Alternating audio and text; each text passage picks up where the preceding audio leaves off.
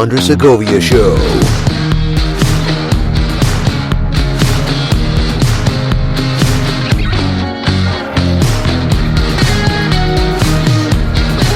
Welcome to the Andre Segovia Show, everyone. I am your host, Andres, the Honest Broker. In this episode, I'm going to conclude my discussion on rent control. I introduced it in the previous episode, which was a segment of Real Estate 101 talking about the rent stabilization ordinance. This is another episode in debunking real estate myths, because there's a myth out there that says that rent control is actually good. And I have a couple of articles that I want to highlight in respects to this that point to all signs say, let's do rent control.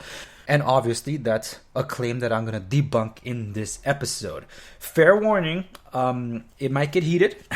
And for those of you that are actually are not well learned about this issue or actually support the intent of rent control, you might find this as a very political stance. And I assure you it is not. And I'll prove it with the facts.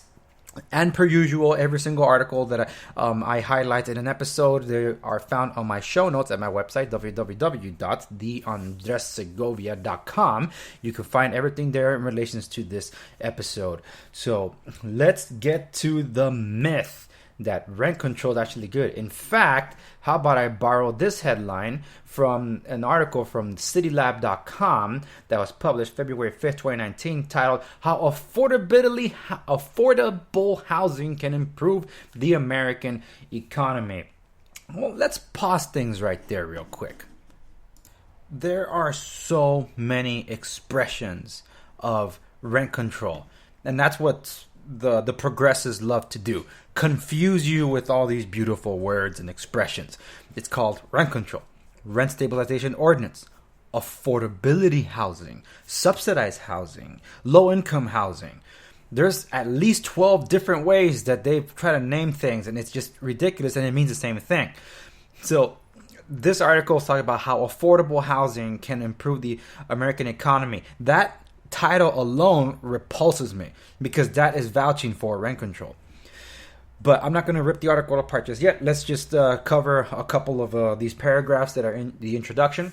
And it says, housing is a big part of America's story of innovation, productivity, and economic growth. For much of the industrial 20th century, housing helped to drive the economy by stimulating demand. Building more housing, especially in the suburbs, stoked the demand for more cars, washing machines, and other durable goods from America's factories, creating good jobs for American workers and setting in motion a virtuous circle of economic growth. But housing plays a different role in today's knowledge economy, where innovation and growth stimulate the clustering of knowledge, talent, and ideas. As a growing chorus of economists point out, the problem today is not that we do not have enough housing, especially affordable housing, in the most expensive and productive locations that drive the economy. The economic consequences often mean unskilled workers are unable to access good jobs in these cities, which cost the economy a huge amount in lost productivity. I disagree with some of what is being described here already, but that's not what I'm going to be addressing. I'm not going to address demographics and geographics and high-skilled, low-skilled labor that they're trying to mention here. But the article is citing what is called a study by the Hamilton Project at the Brooks Institution that documents the dimensions of housing productivity today with that nexus where geographic and skilled labor and where that meets. And they're comparing different cities, such as 60% of adults between the ages of 25 and 34 in Boston have graduated from college, compared to 20% less in Lakewood, Florida. And they're trying to make a correlation of all of this, how like some people in some areas are excelling at getting smarter because they're achieving different degrees and able to have access to better jobs, whereas other places not so much. There's multiple different factors as to how and why that can be. So that's what I'm not going to dissect it here, but if this is the kind of study that you're interested in discussing, you can, again, I'm linking these on my website, www.theandressegovia.com, so you can see the graphs and charts and the studies for yourself that's pointed out in this article. So the study, though, is trying to conclude how governments can deal with the nexus of housing and productivity. So the study was pointing out where land use restrictions, which limit the supply of housing and innovation centers, put that on the front burner, and argue that solving the problem requires developing new strategies to address housing affordability for blue-collar workers and disadvantaged groups. So for inspiration, the study looks outside the country, looking at Tokyo, Montreal, Vienna, as examples of places that have excellent housing situations that benefited them in those senses. There's some truth to what they're pointing out, but also describe why not. Tokyo, for example, has liberalized housing regulations significantly to develop more housing. It permitted much new housing at greater densities and heights, enabling to alleviate a once massive housing problem. Montreal has done something of the same. It's focused on development of low and mid-rise apartments instead of tall skyscrapers or single detached homes. It's far more affordable than Toronto or Vancouver, cities that rank among the most expensive in the world. And in the case of Vienna, where supposedly it's redefined public housing in ways that work for it, nearly 60% of the city's residents, including middle-class residents, not just those who are low income, live in homes that are owned, built, or managed by the government. In addition, their rents are tied to both income and maintenance, which help ensure that the properties are kept in good shape. So here in America, we're obviously debating that. Increasing housing supply is just one part of dealing with America's housing crisis and the economic problems along with it. This is a political as well as an economic imperative, as the study points out. Pressure is mounting on political leaders in superstar cities to address housing affordability through initiatives like expanded rent control or inclusionary zoning, which mandate that developers construct some proportion of affordable housing in return for greater densities. The study suggests the more efficacious route is to combine housing vouchers, which give less advantaged residents income supplements to purchase more housing, aka Section 8, with efforts to increase housing supply.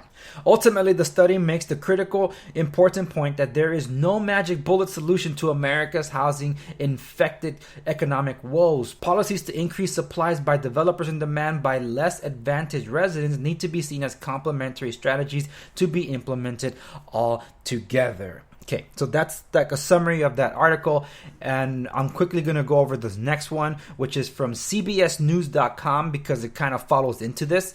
It's titled, this in relation to Los Angeles, How No-Fault Evictions Are Contributing to LA's Homeless Crisis. I'm only going to read you the introduction because the thing is a sadly sob story, and I don't agree with the article either, especially because I know what they're trying to spin here. They're doing a documentary, CBS is, called Priced Out, LA's Hidden Homelessness, as they say.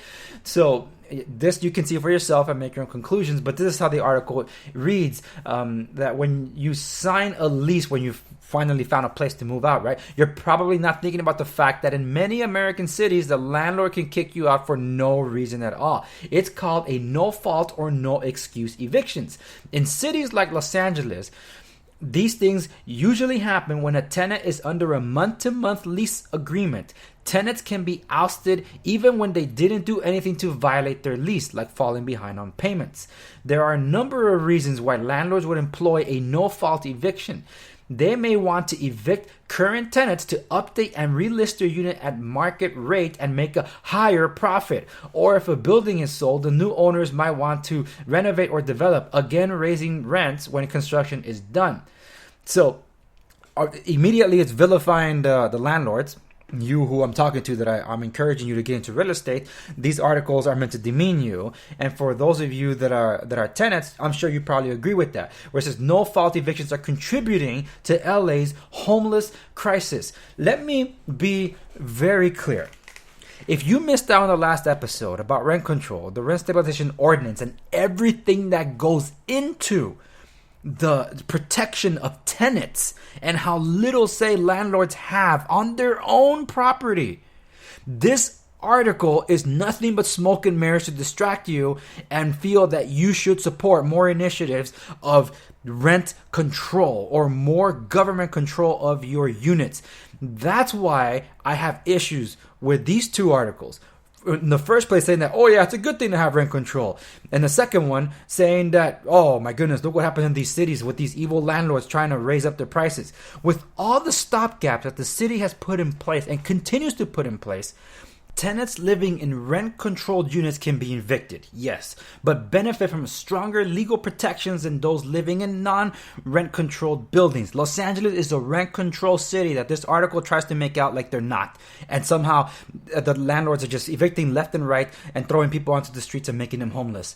A landlord planning to move into an apartment or offer to a family member can ask a current tenant to leave. Yes, the only other common cause for eviction through California's Ellis Act, which allows landlords mass evict tenants when taking a property off the central market. So that could mean tearing the building down, for instance, and developing another one, whether it's like condos or whatever. So those are the cases that landlords can do mass evictions, but they're required to pay relocation fees to help tenants find and move into a new place.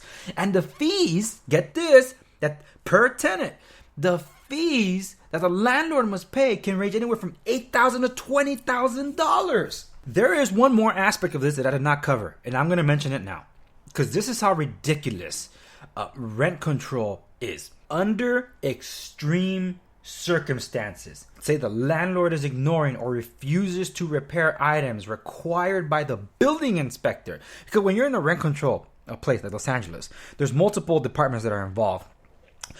You have the housing department, right? Then you have one of those, like the housing community and investment department. That is not exactly the housing authority or the housing department, but they are all segments or branches of the same thing. Then there's the building and safety department. Look, the inspectors from housing are not the inspectors from building. So if they go out there and say something, the Department of Building and Safety inspector, with the power of the building code, can go over there and say otherwise. Like the housing inspector can say this and not agree with the building code. And then the building code says, no, you can't do it. You have to do it this way. And then the housing might disagree with that. And you know what? It falls on the burden of the landlord to figure that out. Because these two departments, even though they're both government and paid by your taxes, don't talk to each other. It's on you to figure out what the heck any of they mean and get them to somehow agree.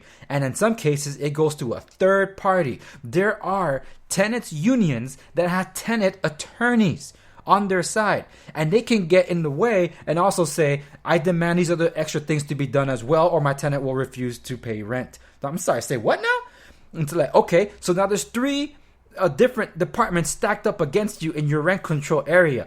Under the extreme circumstances, let's say that the landlord was not able to comply with some of the idiocy that's being asked for in some of these things because the housing inspector and the building inspector didn't agree. The building can be taken over by the city under what is called the REAP program, reducing the tenant's rents and using the amounts paid to rehabilitate the building. When REAP gets involved, that building's no longer yours. That's basically eminent domain. It's ridiculous. So this whole idea that landlords are nilly-willy just kicking people out, they make it sound like, oh yeah, this is no cause eviction, no fault eviction.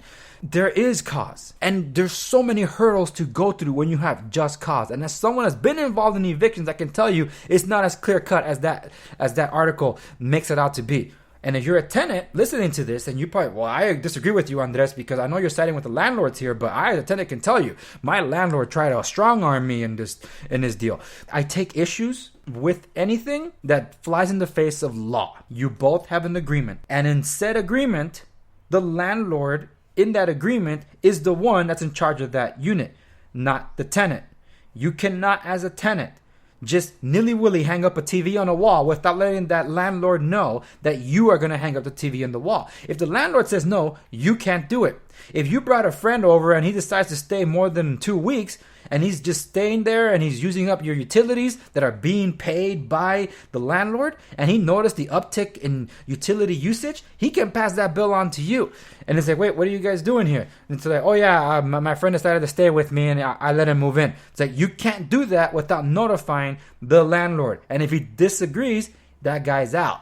Now, let's just say you didn't notify the landlord and you brought someone else in to live with you and have them help you pay the rent too, and you make an agreement with that new tenant that they're paying you this much so you can cover your rent for the landlord. That is called subleasing, and if your landlord did not permit that, you're breaking the law. So if you didn't read that you have no rights to the landlord's unit as you think you do, then you're being misled as to what that means. Now, a good landlord wants to have good tenants. They don't want problem tenants. They want sustainability. It's looking at it like a customer, okay? 80% of my business comes from 20% of my customers. So if I have 10 customers, 2 of those customers are giving me more business than the other 8.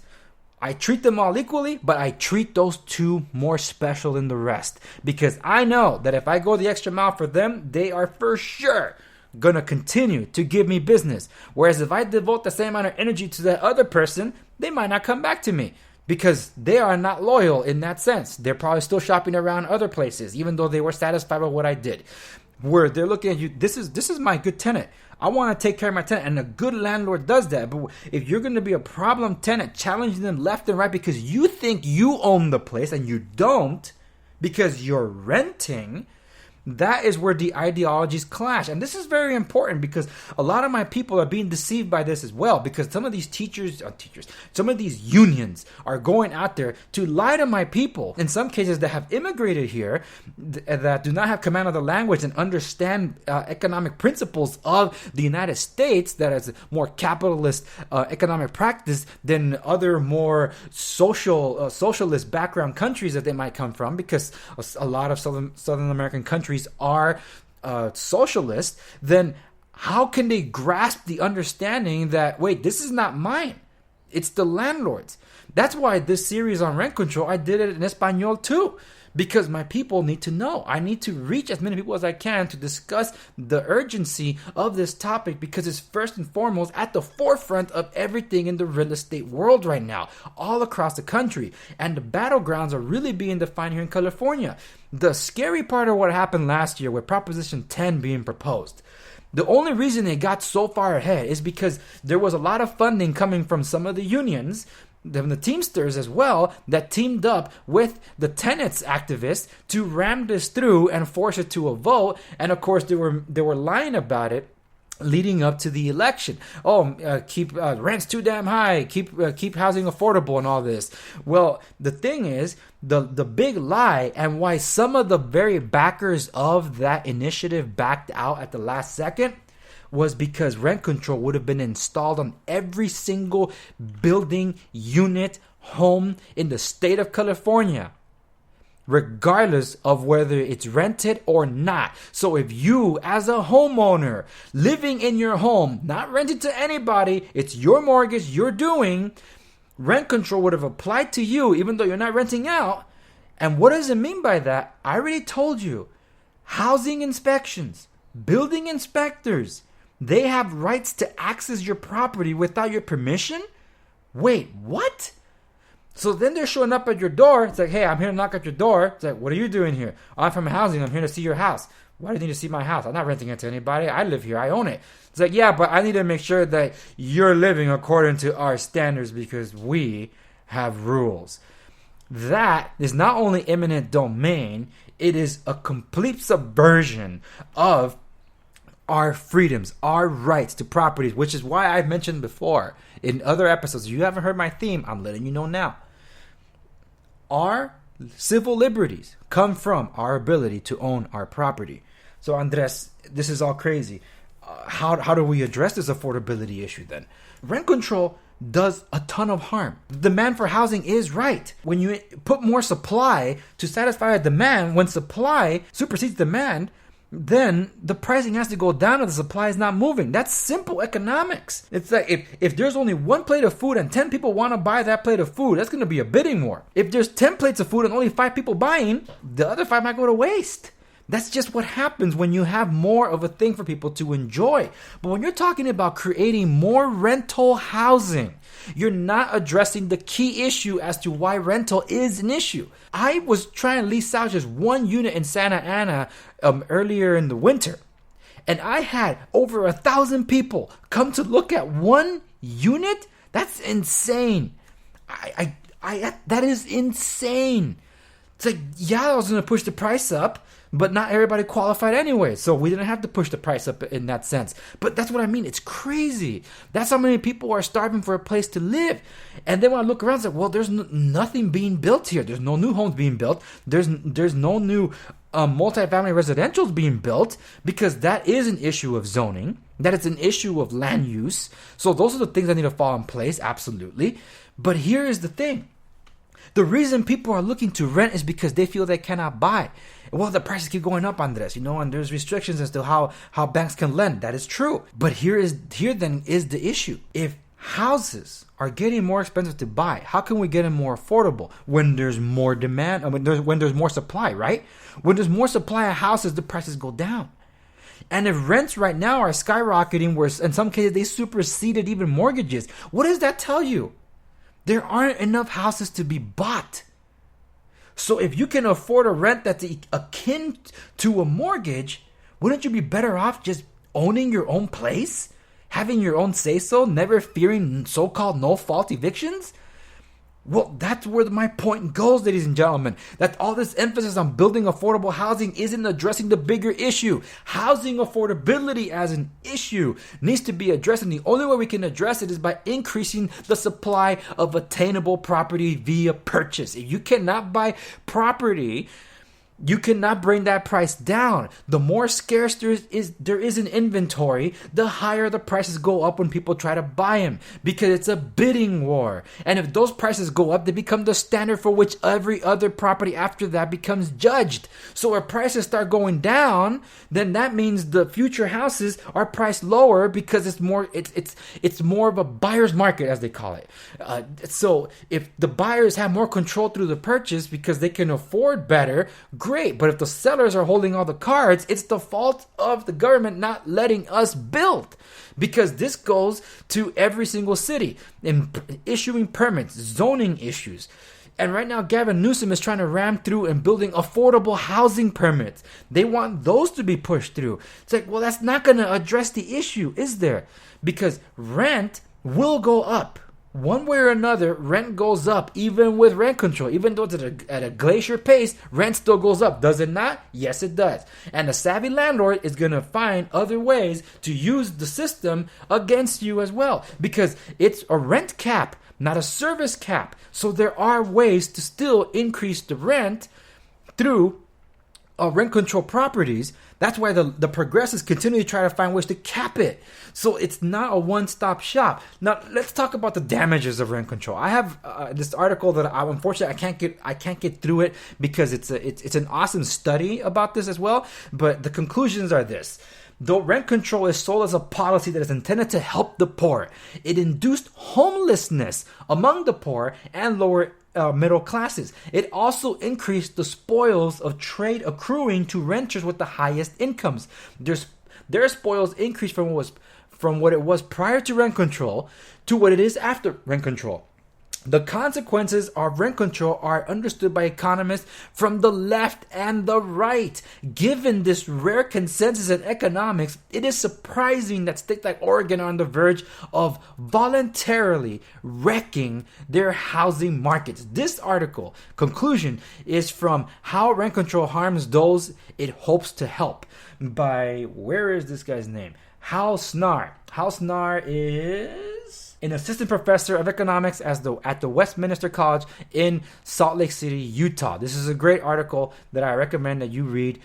This is from an organization, not a news station, and it has all these charts and graphs like other studies do to talk about it. And there was a Harvard study that I related to as well in my previous Debunking Real Estate Myths episode, where I was addressing the whole idea that buying a house is not a good investment. So Mrs. Wire is the name. I hope I'm pronouncing it right, from the Mises Institute of Austrian Economics, Freedom and Peace. Again, these links are available in the show notes. But just to show you just how crazy things are getting, here in California, Glendale is requiring landlords to pay relocation fees when hiking rents. It's not rent control, but it's similar. This is published February 15th on LA Curbed, and it's just crazy because Glendale is one of those that wanted to install rent control, but were kind of stonewalled when Prop 10 fell through.